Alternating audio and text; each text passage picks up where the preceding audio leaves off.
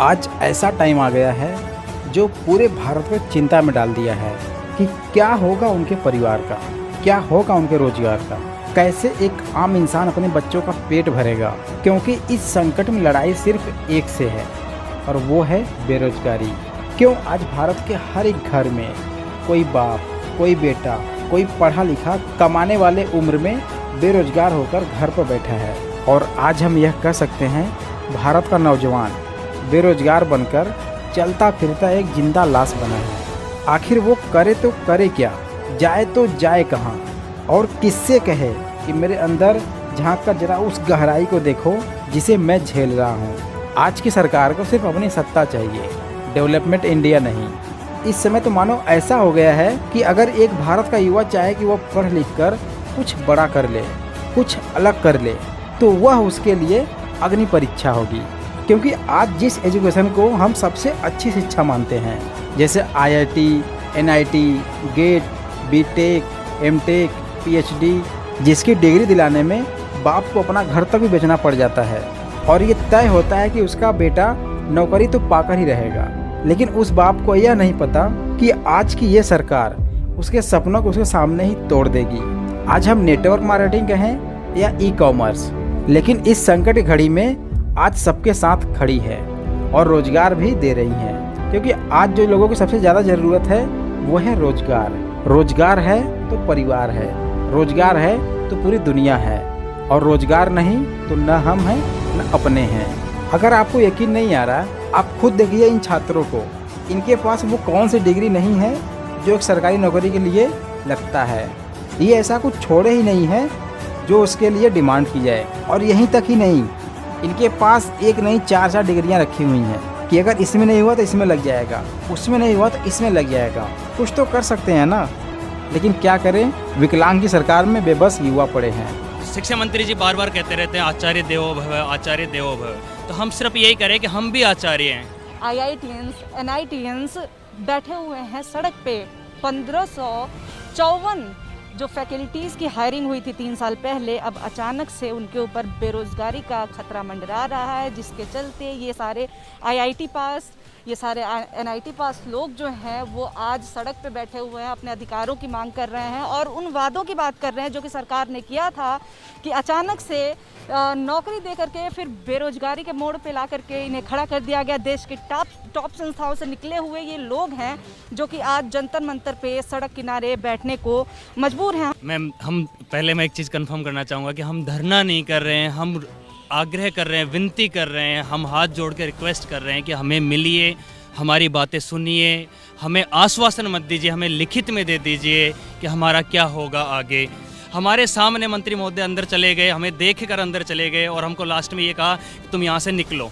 हम लोगों का चयन सन 2018 में हमारे यशस्वी प्रधानमंत्री श्री नरेंद्र मोदी जी के महत्वाकांक्षी परियोजना टेक्यूब 3 प्रोजेक्ट के तहत किया गया था। हम सभी 1554 सहायक प्राध्यापकों को भारत के विभिन्न 12 लो इनकम स्टेट्स में चयनित करके वहाँ के अभियांत्रिकी संस्थानों में कार्य करने के लिए भेजा गया था। जब ये प्रोजेक्ट स्टार्ट किया गया था, हमारी भर्ती की गई थी। चूँकि यह भारत के इतिहास में सहायक प्राध्यापकों की सबसे बड़ी नियुक्ति थी, उस समय भारत सरकार और राज्य सरकार के बीच में एक PIP साइन किया गया था। उस PIP के पेज नंबर 95 पर यह बात लिखी गई थी कि state governments have to prepare a sustainability plan for this TEQIP faculties, that means all the TEQIP faculties will be retained post project. लेकिन दुख इस बात की है कि ये प्रोजेक्ट 3 साल से अधिक चला और अभी तक किसी भी राज्य सरकार के द्वारा किसी प्रकार का कोई सस्टेनेबिलिटी प्लान तैयार नहीं किया गया है। कि ये जो प्रोजेक्ट था इसमें ये साइन हुआ था कि 3 वर्ष तक सेंट्रल गवर्नमेंट की हेल्प से हम सभी लोगों को फंड किया जाएगा और उसके बाद राज्य सरकारों को एक आत्मनिर्भर मोड में आना है और इस प्रोजेक्ट में जो भी फैकल्टीज़ हैं उनका अप्रेजल करने के बाद, जो कि हमारा कंटिन्यूअस इंटरवल पे अप्रेजल होता है, उसमें अगर उनकी परफॉर्मेंस सही रहती है लगातार तो उनको फिर एब्जॉर्व करना है। इस संबंध में हमारा सर्विस में आने के बाद हर एक रेगुलर इंटरवल पे अप्रेजल्स हुए, जिसकी मिनट्स ऑफ मीटिंग आप देख सकते हैं स्टेट स्टीयरिंग कमेटी की, नेशनल स्टीयरिंग कमेटी की, नीति आयोग की, उन सभी में हमारी परफॉर्मेंस को आउटस्टैंडिंग रेट किया गया है। और अभी इस प्रोजेक्ट को कंक्लूड करने के लिए जो अंतिम मीटिंग हुई थी एनएससी की, उसमें ये कहा गया है, जो देश के सबसे अच्छे टॉप नॉच शिक्षाविद हैं, उन्होंने ये कहा है कि अगर इन फैकल्टीज़ को रिटेन नहीं किया तो तकनीकी शिक्षा का जो भविष्य है राज्य सरकारों में, उस पर संकट आ जाएगा और इसलिए इनको रिटेन करना है। ये उनकी रिकमेंडेशन है। नहीं, अभी तक हमारी एजुकेशन मिनिस्टर से मीटिंग नहीं हो पाई है। तो बहुत प्रयास किए एजुकेशन मिनिस्टर से मिलने के, हम बार बार उनके घर भी गए, हम एमओई के सामने भी बहुत बार बैठे। जैसे कि शुक्रवार शनिवार को हमें बोला गया कि मंगलवार को सुबह 9:30 बजे मीटिंग हो सकती है।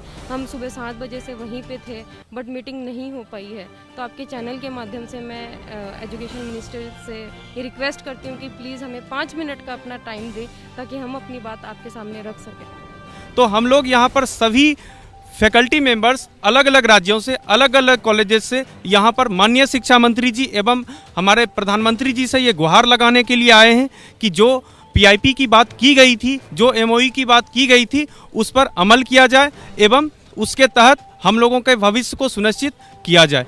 राज्य सरकार 1-1.5 साल से लेटर्स लिख रही है, जिसका राज्य सरकार को 1-1.5 साल से लेटर लिखे जा रहे हैं केंद्र सरकार के द्वारा, लेकिन उन लेटर्स का कोई जवाब राज्य सरकारों ने दिया नहीं है, जिसमें वो लिखते हैं कि जो हमारे और आपके बीच में एमओयू साइन हुआ था उस पर आप लोग अमल करके इनके रिटेंशन एब्जॉर्प्शन की पॉलिसी बनाइए। उन्होंने कोई पॉलिसी का निर्माण अभी तक नहीं किया हुआ है। सीधी सी बात है कि ये जो छात्र रहे हैं, ये आईआईटी से पास आउट है, एनआईटी से पास आउट हैं, और इसके बावजूद देश के टॉप संस्थानों से निकले हुए ये लोग आज सड़क पे बैठने के लिए मजबूर हैं मैम। जिससे कि हमें एक निश्चिंत हों और हम आगे जाके हमारी आगे की जर्नी स्टार्ट करें। बाकी जो चीज़ें हैं, हमारे बच्चों को पढ़ाई जो ख़राब हो रही है उसको भी हम व्यवस्थित रखें, और एकेडमिक काम है मेरे कॉलेजेस के, वो सब चीज़ें जो उत्थान हमने किया है जिन पिछड़े संस्थानों का, उसको हम बरकरार रखें आगे। उसके लिए हम एक आग्रह कर रहे हैं कि हमें एक लिखित में दे दीजिए आश्वासन के बजाय। और इसीलिए सरकार ने, हम जब यहाँ भी आए तो हमारी मांग को, उसको हमें बहुत नकारा नहीं है उस चीज़ को, लेकिन हमें सिर्फ मौखिक आश्वासन दिया है। हम चाहते हैं कि जल्द से जल्द इस समस्या का एक कॉन्क्रीट समाधान हो, और जैसा राज्य सरकार और केंद्र सरकार ने स्वयं मिलकर डिसाइड किया था वो अपनी बातों का ही क्रियान्वयन करें। तो फिर हमारा भविष्य खतरे में पड़ जाएगा। और हमारे साथ साथ ये सिर्फ 1554 सहायक प्राध्यापकों की ही बात नहीं है, चूँकि ये 1554 सहायक प्राध्यापक रिमोट लोकेशंस पर बने हुए कॉलेजेज में लाखों स्टूडेंट्स को शिक्षा दे रहे हैं। तो ये कहीं न कहीं 1554 सहायक प्राध्यापकों के जाने के बाद लाखों छात्रों का पठन पाठन का कार्य प्रभावित होने वाला है। एवं हम में से सभी शिक्षकगण आईआईटी और एनआईटी से एमटेक पीएचडी किए हुए हैं। तो ये कहीं न कहीं एक सारे स्टूडेंट्स के लिए डीमोटिवेशन होगा, जो कि आईआईटीज और एनआईटीज की तैयारी करना चाह रहे हैं या उस तैयारीज में लगे हुए हैं।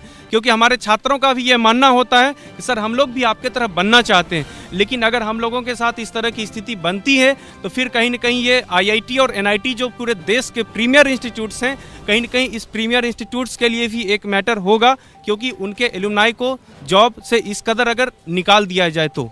शिक्षा मंत्री जी बार बार कहते रहते हैं आचार्य देवो भव, आचार्य देवो भव। तो हम सिर्फ यही करें कि हम भी आचार्य हैं, हमें आप आचार्य देवो भव कह रहे हैं तो हमसे मिल लीजिए। हम ये नहीं करें कि आप हमको पर्सनली मिलिए, कोविड की प्रोटोकॉल फॉलो करते हुए आप हमसे ऑनलाइन मीटिंग भी रख सकते हैं।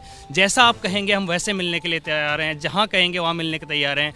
हमारे सामने मंत्री महोदय अंदर चले गए, हमें देख कर अंदर चले गए और हमको लास्ट में ये कहा तुम यहाँ से निकलो, हमको भेज दिया गया। हमने कोशिश की मिनिस्ट्री ऑफ एजुकेशन के सामने बैठने की, वहाँ से भी हमें बोल दिया गया कि तुम निकलो। लास्ट में हम यहाँ आके बैठे हैं। अभी भी हम रिक्वेस्ट कर रहे हैं, आपके चैनल के माध्यम से रिक्वेस्ट कर रहे हैं, मंत्री महोदय जी हमसे मिल लीजिए, किसी भी तरीके से मिल लीजिए और आश्वासन के बजाय हमें लिखित में कुछ दे दीजिए। धन्यवाद। तो आप देखिए यहाँ पे ये लोग कितने मजबूर हैं कि हाथ जोड़ करके विनती कर रहे हैं। अपने अपने घरों से दूर राजधानी दिल्ली के जंतर मंतर पे सड़क किनारे बैठे हुए हैं। मांग सिर्फ एक ही है कि मौखिक आश्वासन की जगह कम से कम लिखित में कुछ दे दीजिए, जिसकी वजह से ये लोग परेशान हैं। और इसी परेशानी की वजह से ये जो लोग हैं, ये टॉप संस्थानों से निकले हुए लोग घबराहट में हैं। ये लोग विनती कर रहे हैं, हाथ जोड़ रहे हैं कि इनकी बातें सुन ली जाए और इन्हें बेरोजगार होने से बचा लिया जाए।